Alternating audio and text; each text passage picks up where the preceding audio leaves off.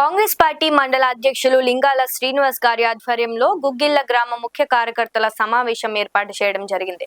ఈ కార్యక్రమానికి ముఖ్య అతిథిగా బ్లాక్ కాంగ్రెస్ అధ్యక్షులు ఒగ్గు దామోదర్ గారు హాజరై ముఖ్య కార్యకర్తల సమావేశంలో మాట్లాడుతూ ప్రతి కాంగ్రెస్ కార్యకర్త ఒక సైనికుడిలా పనిచేయాలని, గ్రామాన కాంగ్రెస్ పార్టీ చేస్తున్న అభివృద్ధి పనులు, సంక్షేమ పథకాలు ప్రజల దగ్గరికి తీసుకెళ్లాలని, కష్టపడ్డ ప్రతి ఒక్క కాంగ్రెస్ కార్యకర్తకు గుర్తింపు ఉంటుందని అన్నారు. కాంగ్రెస్ ప్రభుత్వం అధికారంలోకి వచ్చిన తర్వాత ప్రతి గ్రామానికి ఇందిరమ్మ ఇల్లు, ఫ్రీ కరెంటు, రేషన్ కార్డులు, సన్న బియ్యం, మహిళలకు ఉచిత బస్సు ప్రయాణం, 10 లక్షల ఆరోగ్యశ్రీ అందిస్తుంది అన్నారు. గతంలో బీఆర్ఎస్ ప్రభుత్వం పేదలను పట్టించుకోలేదని, డబుల్ బెడ్రూమ్ ఇల్లు ఇస్తానని మోసం చేసిందని, ఇంకా 10 ఏళ్లు అయినా అధికారంలోకి రాదని అన్నారు. ఈ కార్యక్రమంలో సర్పంచ్ల ఫోరం మండల అధ్యక్షులు గూడెల్లి శ్రీకాంత్, మాజీ మండల అధ్యక్షులు తదితరులు పాల్గొన్నారు.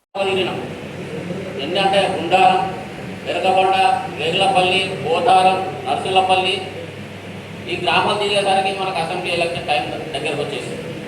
దగ్గరకు వచ్చినప్పటికీ ఎలక్షన్లలో రాత్రి 12-1 గంటల వరకు కూడా నాతోటి మండల అధ్యక్షుడైన రత్నాకరంగా నేను నాకు సహకరించిన కొంతమంది నా కాంగ్రెస్ కుటుంబ సభ్యులు రాత్రి 12-1 గంట పోయి ఎక్కడైతే మనకు బలం ఉంటుంది, ఏ ఊళ్ళో ఎవరైతే మనకు బలం ఉంటుందని ఆ రాత్రి తెల్లందాక వాళ్ళతో మాట్లాడి వాళ్ళని నచ్చజెప్పి ఏదో రకంగా పాటలు నేర్పించుకొని మీ అందరి సహకారంతో ఇవాళ మనకు ఎమ్మెల్యే గారిని గెలిపించుకున్నాం.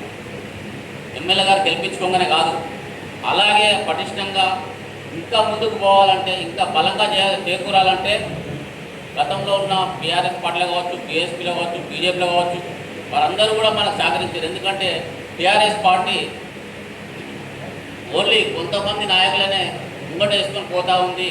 వాడు బలహీన వర్గాలను నష్టం చేస్తూ ఉన్నారు వాళ్ళు ఉన్న లోకల్ లీడర్లు అనే ఆలోచనతోటి ఆయా పార్టీలో ఉన్న వాళ్ళు కూడా మనకు సపోర్ట్ చేసి వాళ్ళు మనకు ఓట్లు వేయడం జరిగింది.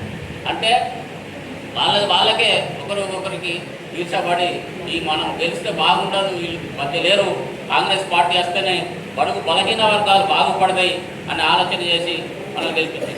అదేవిధంగా మన ఎమ్మెల్యే డాక్టర్ కబంపల్లి సత్యనారాయణ గారు కూడా తను బడుగు బలహీన వర్గాల కోసం పనిచేస్తూ ఉంది. వాళ్ళ కాంగ్రెస్ పార్టీ ఏం ఆలోచన చేస్తూ ఉంది? వాళ్ళు ఏమన్నారు? మేము డబుల్ బెడ్రూమ్ ఇల్లు ఇస్తామన్నారు. ఎక్కడిచ్చిరు? ఎవరిలోనన్నా ఇచ్చిరా? మీరు ఒక్కసారి ఆలోచన చేయండి. మనం ఇందిరమ్మ ఇల్లు ఇయ్యని విలేజ్ అంటూ లేదు, ఇయ్యని విలేజ్ అంట లేదు. ప్రతి విలేజ్లో 20-25 ఖచ్చితంగా మనం ఇచ్చుకున్నాము.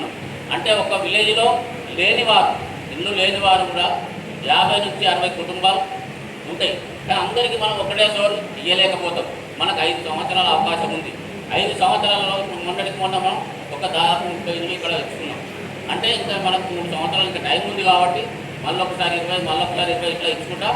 విలేజ్లో ఉన్నటువంటి ఇల్లు లేని ఎవరైతే పేదలు ఉన్నారో వాళ్ళందరికీ కూడా మనం ఇల్లు ఇచ్చుకుంటాం. ఇల్లు రాలేదు అని ఎవరు కూడా పడవద్దు. రెండవది, ఇల్లు లేని వారికి ప్రతి ఒక్కరికి వస్తుంది. మనం వాళ్ళు 10 సంవత్సరాల నుండి పెళ్ళైన పిల్లలు పుట్టిన వాళ్ళకి రేషన్ కార్డు ఇవ్వలేదు. ఇవాళ మనం తెలిసిన వెంబడే ప్రతి ఒక్కరికి కూడా పిల్లలైన ప్రతి ఒక్కరికి మనం రేషన్ కార్డులు ఇచ్చుకున్నాం. తర్వాత సన్న బియ్యం ఇచ్చుకుంటున్నాం. తర్వాత మనం రైతుల కోసము 500 బోనస్ ఇస్తా ఉన్నాం. అంటే మొన్న కొంచెం అకాల వర్షం ఒకటి. తర్వాత లైక్ చేయండి, షేర్ చేయండి, సబ్స్క్రైబ్ చేయండి. మరిన్ని వీడియోల కోసం బెల్ సింబల్ పై క్లిక్ చేయండి.